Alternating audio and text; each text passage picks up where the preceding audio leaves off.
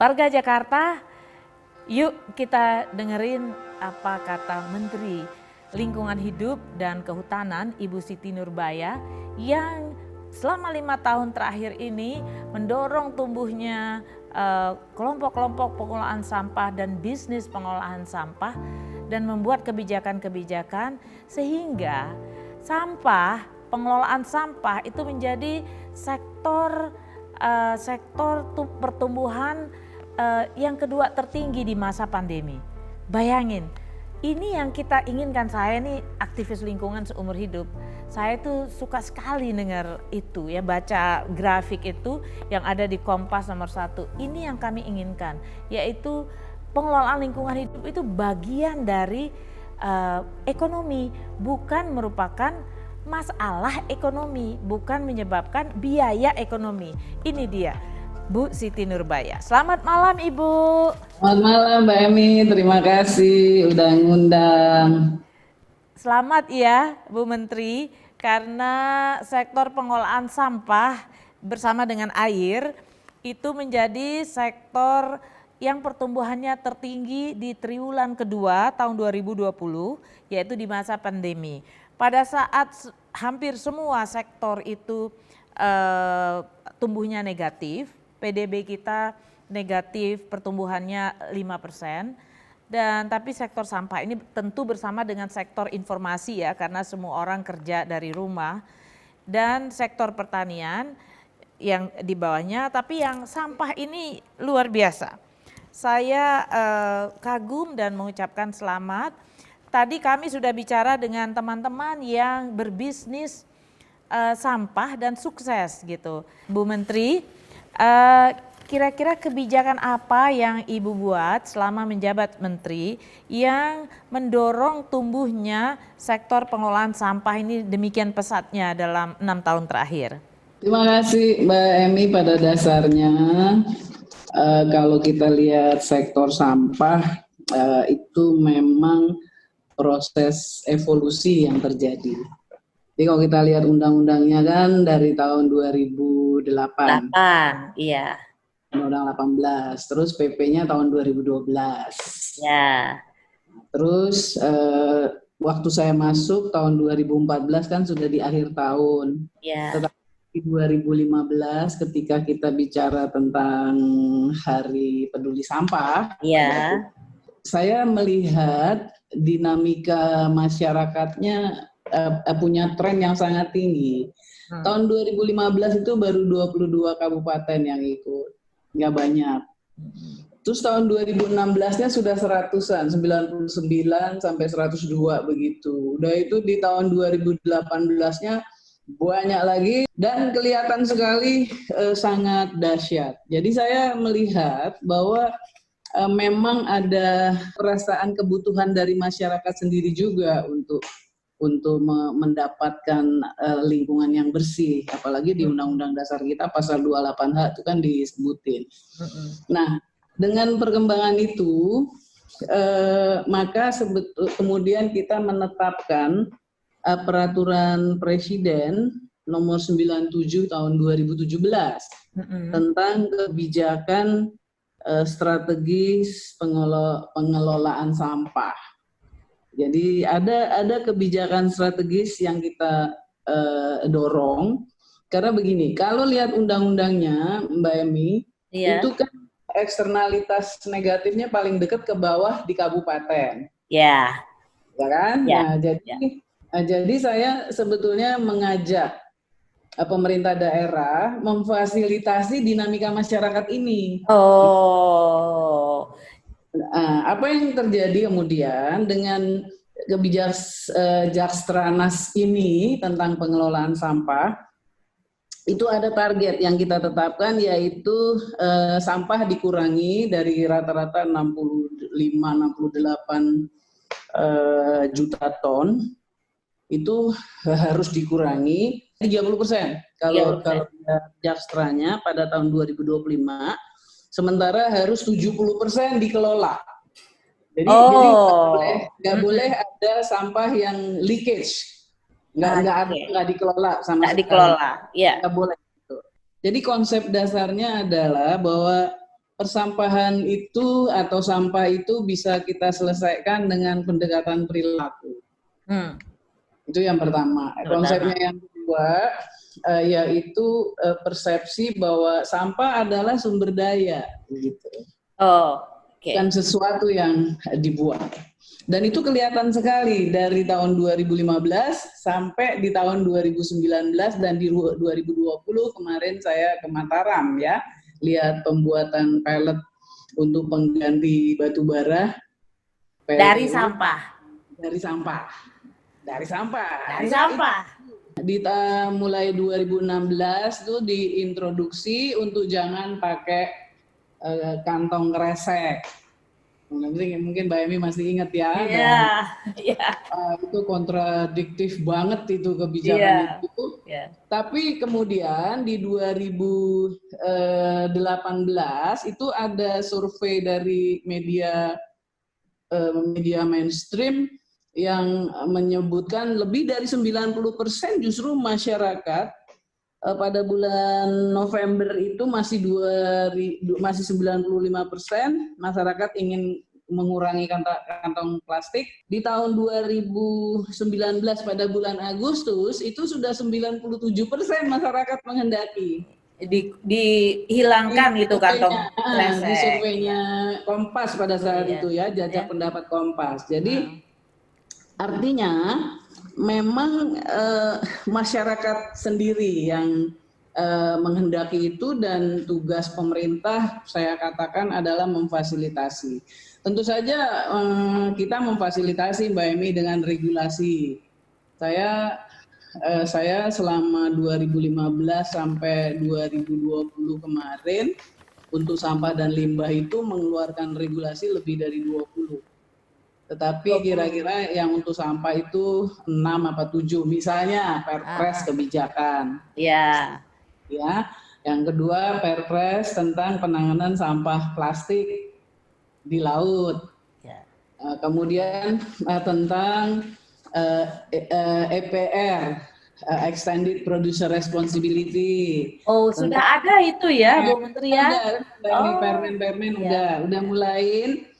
Tapi pelan-pelan, memang kontroversi banget ya, karena ada yang bisa, ada yang enggak, tapi yang bisa juga banyak begitu. Jadi itu ya Mbak Emi langkah-langkah kita. Kemudian juga kita sebetulnya melakukan apa istilahnya, kalau lingkungan itu kan sebetulnya yang paling kunci gerakannya gerakan kampanye publik ya Mbak Emi. Aktivisnya itu sangat tahu. Sukses kok, menurut saya tuh sukses sekali dalam 5 tahun terakhir itu Bu Menteri, gebrakan-gebrakan PSN, gebrakan-gebrakan kampanye, mengurangi sampah, itu sangat sukses. Ya, terima kasih karena fasilitasinya dari berbagai pihak ada, misalnya di Java Jazz, waktu Asian Games, Asian Games juga, waktu Guns and Roses concert, waktu Ubud Village Festival, kemudian juga mudik asik tanpa plastik. Jadi memang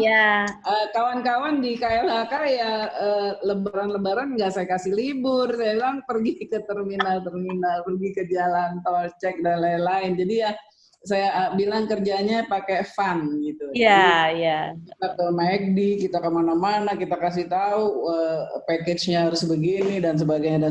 Itu kita lakukan. Jadi kurban tanpa kantong plastik misalnya. Kemudian juga pramuka bersih negeri. Jadi beberapa kegiatan. Nah, yang paling penting lagi Mbak Emi, kita mendorong kolaborasi pengurangan sampah. Jadi antar sektor, swasta juga dorongannya luar biasa seperti Unilever, kemudian Coca-Cola, ada 6-7 perusahaan besar yang mendorong di konsep ini. Kemudian itu bagian pertamanya. Bagian yang kedua adalah circular ekonomi. Jadi kita mendorong bahwa sampah itu adalah sumber daya. Sampah kita di Indonesia per Desember 2019 itu yang dikelola oleh Bank Sampah itu kira-kira 3,8 juta ton. Wow, cukup banyak ya. 5,8 itu Mbak Emi, komposisinya itu adalah kertas 51%, Heeh. eh, kemudian plastik dan plastik 12% kira-kira, dan daur ulang itu kan yang banyak kertas sama plastik. Iya, iya, Itu betul. akhirnya menjadi industri kecil yang menarik. Ya. Nah, ini ada kaitannya juga dengan law enforcement. Jadi Mbak Emi, ini kombinasi beberapa langkah dan kebijakan. Pemerintah Indonesia kan sekarang makin ketat di dalam law enforcement terhadap barang-barang bahan baku impor, scrap plastik, scrap kertas yang kecampur dengan limbah atau sampah. Kan menurut Ah, undang-undang nggak boleh. Menurut undang-undang dilarang, itu 2 undang-undang yang melarang nggak, tentang itu ya. iya, nggak boleh ya. Undang-undang sampah sama undang-undang lingkungan kan melarang tidak boleh Iya, memasukkan sampah ke wilayah negara Republik Republik Indonesia. Indonesia. Betul. Oleh karena itu Mbak Emi aktivisnya deh sangat hafal itu pasti. Iya. Kemudian kita enforce gitu, kita ketatin, kita teliti, akhirnya kan luar negeri nggak bisa lagi juga masukin. Begitu kita tolak, sekarang kita reekspor, kita pulangin lagi, kan jadi yang di dalam negeri yang diolah. Ya kan, Oh, jadi iya, tumbuh deh, gitu. iya. Nah, bank sampah indikator kemajuannya juga seperti yang Mbak Emi katakan tadi, itu dari pertumbuhan bank sampah. Jadi waktu saya masuk itu jumlah bank sampah itu kira-kira baru 1.172.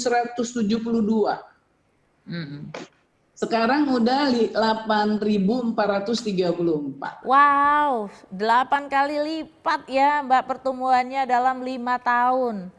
Luar biasa. Ada stimulus apa? Ada insentif apa terhadap bank-bank sampah ini sehingga pertumbuhannya demikian luar biasa? Yang sedang kami pikirkan adalah bagaimana di dalam pemulihan ekonomi ini mereka bisa kesentuh. Pekerja di sekitar pemulung, bank sampah, pelapak, daur ulang rumah tangga, itu kira-kira jumlahnya 3 juta lebih, 3,9 juta. Saya sedang berusaha berkonsultasi kepada Pak Erik sebagai Ketua Komite Pemulihan Ekonomi Nasional. Saya bilang yuk mari kita tengok yang ini karena ini penting begitu. Dan adanya di kota kan? Iya, Jadi betul. sangat penting. Kalau insentif Mbak Emi yang sudah diberikan, ini mungkin akhirnya efek kita kasih insentifnya ke Pemda, istilahnya dana insentif daerah. Jadi beberapa daerah itu memperoleh insentif itu gitu Mbak Emi. Yang sudah dikasih itu ya pada tahun 2019 saja contohnya ya, DKI, Banjarmasin, Balikpapan, Surabaya, Malang, Kota Cimahi, Kota Bandung, Kota Depok, Kota Padang, Kota Bogor, Kota Makassar. Ini yang dikasih. Jadi perkiraan saya karena ada stimulan dana insentif bagi Pemda, ya Pemdanya jadi semangat juga. Semangat, iya.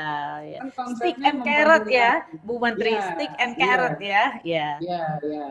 Nah, kemudian insentif yang didorong lagi kepada daerah seperti Mbak Emi pahami kan sampah sebagai sumber daya, jadi sumber daya energi. Waste to energy ya. Waste to energy itu kan udah ada juga di 12 kota kan, direncanakan walaupun progresnya kurang pesat lah ya, mungkin baru Surabaya yang akan jadi di 12 kota sebetulnya yang disebut ya, yang rata-rata timbulan sampahnya lebih dari 1.000 ton per hari. Kalau DKI sih tadi Mbak Emi sebut-sebut DKI itu 7.500 ton per hari. Jadi tapi gini, ada yang menggembirakan. Jadi setelah dinamika masyarakatnya baik, kemudian pemerintah daerahnya terus mendorong, ternyata pemerintah daerah berani keras dan firm dengan peraturan daerah. Akhirnya mereka bikin perda tentang larangan kantong kresek. Iya, betul. Udah Iya, itu ada, mungkin sekarang udah lebih dari 27 kota kayaknya. yang udah melarang itu ya. Provinsi yang sudah ngeluarin DKI sama Bali. Iya, betul. Tapi Mbak Emi nggak mudah kelihatannya, sebab yang di Bali kan di challenge ke judicial review. Judicial review. Tapi menang Balinya. Balinya menang ya. Ada lagi sampah sebagai apa namanya pellet, wood pellet, seperti yang terjadi di beberapa tempat di Mataram, di mana gitu. Dan itu bisa dibakar wood pelletnya. Iya, untuk pengganti batu bara. Jadi kelas energinya Mbak Emi kira-kira sekelas batu bara muda. Batu bara muda, saya udah melaporkan kepada Bapak Presiden kemarin pada tanggal 12 Agustus setelah Mbak Emi sama saya diskusi itu tentang pertumbuhan ekonomi. Saya lihat ya, alatnya sebenarnya nggak mahal Mbak Emi. Alat pertama itu untuk mencacah dan lain-lain itu kira-kira harganya termasuk pressing dan lain-lain itu 120 juta lah. Udah itu sampai dia ngering dan lain-lain kira-kira 30. Mungkin hanya dengan 150 juta investasi itu udah bisa jadi wood pellet. Pelletnya itu. Oh. Iya, alatnya nggak mahal. Jadi Pak Menko Maritim, Pak Luhut juga udah langsung lihat di lapangan. Itu kalau Jakarta 7.500 tadi ada yang mengatakan sebenarnya antara 9.000 sampai 11.000 Jakarta sekarang itu. udah Iya. tambah banyak. Iya. Nah, itu kalau itu dijadikan pellet itu kan cukup banyak, cukup besar volumenya ya sebetulnya. Sebenarnya bukan hanya sekedar beresin sampah atau bekerja, tapi udah harus menjadi industri bisnis, Mbak Emi. Itu SGS itu pegawainya udah 900. Itu menurut saya udah luar biasa dan sedang berkembang lagi, dan selama pandemi ini justru mereka berkembang. Betul. Iya, Mount Trash itu sampai bisa 4 kali naiknya selama pandemi. Mount Trash itu yang Bang Gideon ya? Ya, Gideon, ya. Oke. Waste for Change juga sedang berkembang dan nanti akan bisa. Yang Sano ya? Iya, Sano. Ini kalau SGS itu bisa sampai 1.200 ton per hari kalau nggak salah tadi dia bilang udah mampu mengelola. Itu kalau itu ada banyak bisnis-bisnis yang kayak begitu, kerjaan pemerintah jadi lebih ringan ya. Iya dong. Pemda-pemda jadi lebih ringan gitu. Menggantikan 5% aja batu baranya pakai bahan sampah yang dari sampah. Udah ketolong banyak. Sekali lagi selamat Bu, terima kasih sekali karena kita jadi ini sekarang sudah jadi tren. Jadi tidak memakai sampah plastik, mengurangi sampah, mungkin tidak memakai kantong kresek itu udah jadi tren. Sangat jarang di Jakarta itu ya, sudah sangat jarang orang belanja pakai kantong kresek. Bahkan di pasar-pasar itu juga sudah mulai berkurang. Selamat dan terima kasih sebagai masyarakat Indonesia. Ya, juga. Sama-sama, Ibu Menteri. Selamat malam. Demikianlah warga Jakarta. Bincang-bincang kita dengan Ibu Menteri Lingkungan Hidup dan Kehutanan, Ibu Siti Nurbaya. Ini Menteri memang top banget deh. Dia bisa mengurangi asap, dia bisa menghukum pembakar-pembakar hutan. Dia bisa membangun kesemangat kita untuk bisa mengurangi sampah dan mengganti sampah-sampah yang tidak bisa diurai di alam dengan bahan-bahan yang bisa terurai di alam, dan dia memfasilitasi tumbuhnya bisnis-bisnis sampah yang kita sudah dengar tadi. Ternyata sukses loh. Sukses itu bisa dari berbisnis sampah. Sampai berjumpa kembali di episode berikutnya. Jangan lupa like and subscribe-nya. Dadah.